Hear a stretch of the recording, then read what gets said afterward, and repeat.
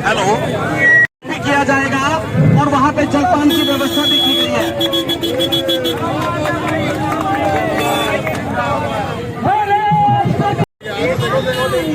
देश का बहुत ज्यादा नुकसान की वजह से हो रहा है। 9 लाख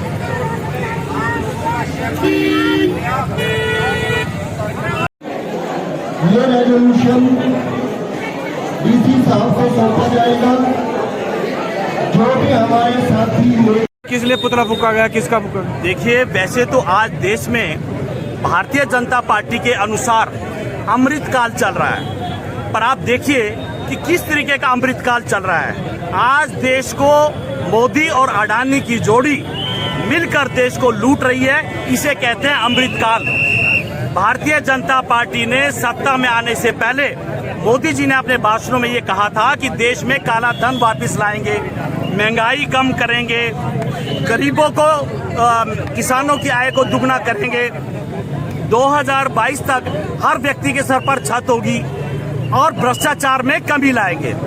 आप ये देखिए कि किस तरीके से हमारे देश में काला धन वापस आ रहा है। मॉरिशस में शेल कंपनियों के द्वारा जो अदानी का अपना धन है, जो काला धन है, उसको मॉरिशस की शेल कंपनियों के द्वारा अदानी की कंपनियों में लाया जाता है। दूसरी तरफ भारतीय जनता पार्टी कहती है कि उन्होंने कई लाख शेल कंपनियां बंद कर दी हैं, पर आप देखिए क्या ये जो शेल कंपनी है, जो अदानी की जो शेल कंपनी है, ये बंद नहीं हुई।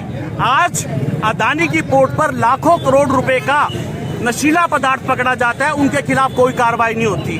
आज जितनी भी हमारी जांच एजेंसियां हैं वो सोई हुई हैं, हमारी जितनी भी जांच एजेंसीज हैं वो सिर्फ विरोधियों को ठिकाने लगाने पर लगी हुई हैं। अमेरिका की कंपनी हिडनबर्ग ने 88 सवाल किए हैं, जिससे भारतीय जनता पार्टी और देश की सरकार बैकफुट पर है। अदानी से इन बातों का जवाब देने, गला सूख गया है, उनके पास जवाब देने के लिए कुछ नहीं है। करनाल में क्या किया गया?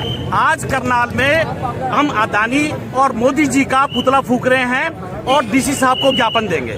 तो ये जो आती है, जब कोई तथ्य सामने आता है, उसके बाद ही ये चीजें एक्सपोज हुई हैं, एकदम से सामने आई हैं कि कैसे सरकार नाजायज तरीके से, इस दोस्ती के बारे में तो सबको पता था कि मोदी जी की और अदानी जी की दोस्ती है, लेकिन इस दोस्ती के लिए मोदी जी देश को दांव पे लगा देंगे, देश को बर्बाद होने के लिए छोड़ देंगे, ऐसा हमने कल्पना में भी नहीं सोचा था। अब जब ये सत्य सामने आया है तो मुझे लगता है पूरा देश भौचक्का है कि कैसे अपने एक दोस्त के लिए, उसके व्यवसाय को बढ़ाने के लिए पूरे देश को बर्बाद करने पर उतारो भारतीय जनता पार्टी। आपका पूरा नाम? पद क्या है? देखिए, निश्चित तौर पर जॉब्स बढ़नी चाहिए, लोगों को ज्यादा नौकरियां मिलनी चाहिए। अगर कोई सरकार किसी तरीके से नौकरी नहीं बचा पा रही है, लोगों को व्यवसाय या नौकरी के साधन उपलब्ध नहीं करा पा रही है, तो वो एक फेल सरकार है। वहां पर उस सरकार का काम ये होता है, जब चुनते हैं लोग आपको तो उम्मीदों से चुनते हैं। आज हरियाणा के अंदर आप देख लीजिए, मैं हैरान था सुबह अखबार पढ़ के, 20% पानी के दाम बढ़ा दिए हरियाणा में सरकार ने। तो निश्चित तौर पर ये जनहित की सरकार नहीं है, बल्कि जन विरोधी सरकारें हैं। दिल्ली के अंदर जहां हम पानी मुफ्त में उपलब्ध कराते हैं, वहीं हरियाणा सरकार पानी के दाम जो पीने के लिए जरूरत है उसके दाम लगातार बढ़ाती जा रही है। यही फर्क होता है जनहित की सरकार में और जन विरोधी सरकार में।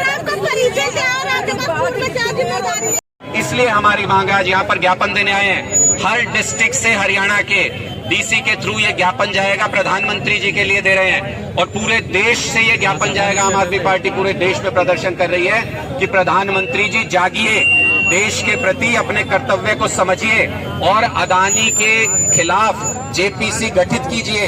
क्या ये घोटाला है? क्या भारतीय जनता पार्टी को खूब सारा डोनेशन दे दे के अदानी की कंपनी ने नाजायज तरीके से टेंडर कॉन्ट्रैक्ट हासिल किए हैं? इसकी जांच होनी चाहिए और सांसदों की कमेटी से जेपीसी। आपके आने से आम आदमी पार्टी के सारे कार्यकर्ता एक हो रहे हैं, क्या लगता है?